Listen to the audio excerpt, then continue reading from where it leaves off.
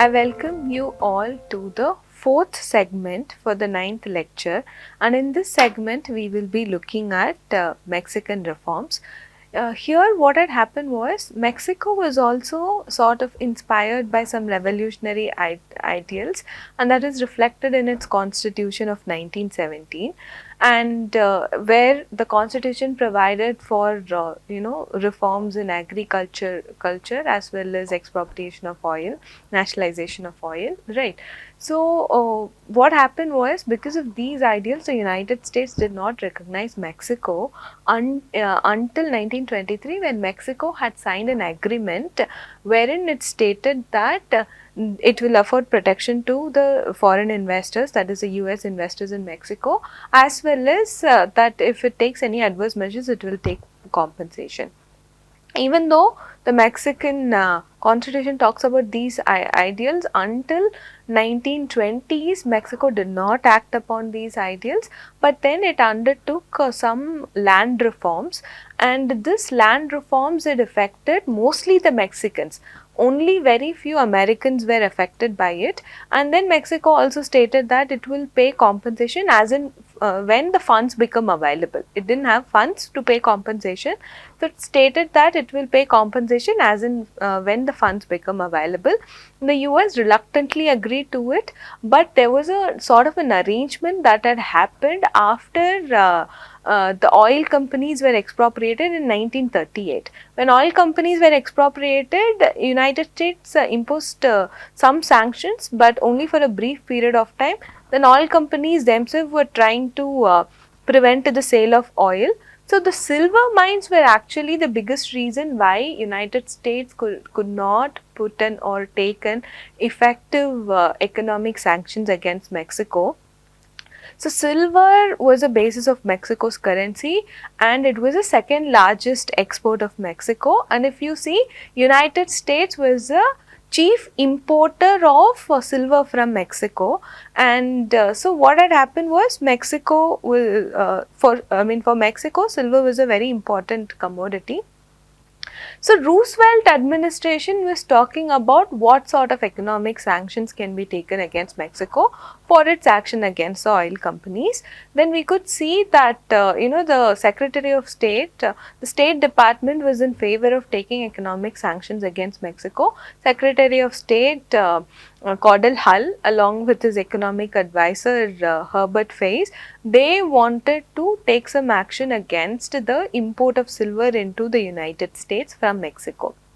Whereas, so they were in favor of imposing economic sanctions against Mexico, whereas the US ambassador to Mexico, Josephus Daniels, and the Treasury Secretary, they were against imposing economic sanction with regard to silver in the context of Mexico. So basically what they were saying was, even in Mexico, most of the silver mines in Mexico were actually owned by Americans, the North Americans, and then the United States, the investors from United States. And then what they felt was, especially the US ambassador to Mexico, Josephus Daniels, that if any sort of economic sanctions are taken, then what it could result in civil war like situation in Mexico.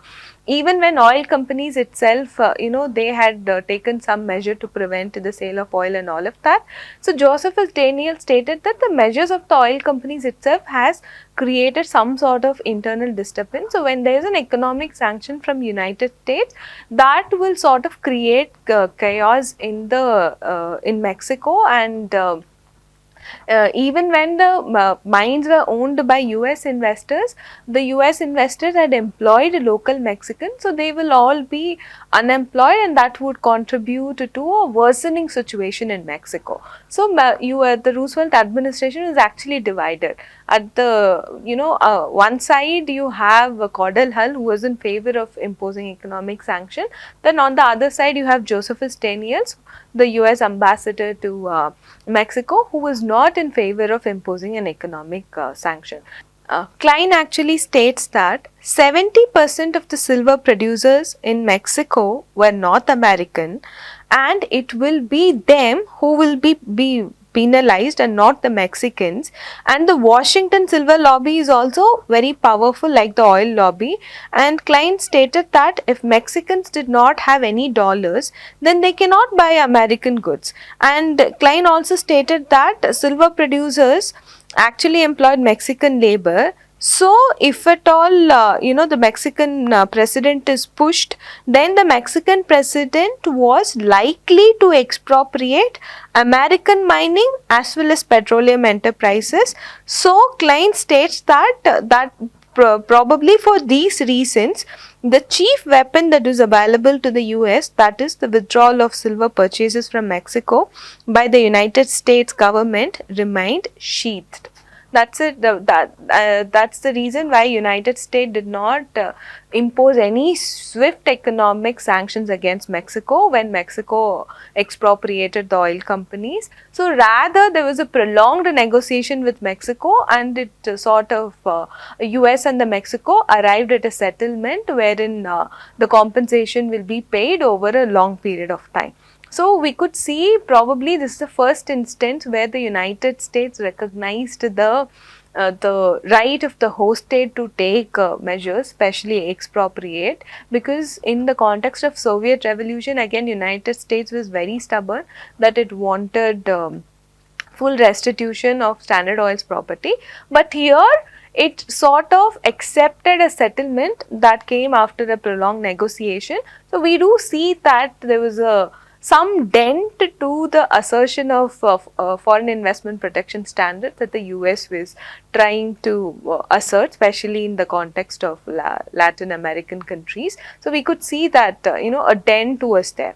And so these are the reforms that sort of shaped the the development of investment law policies or principles.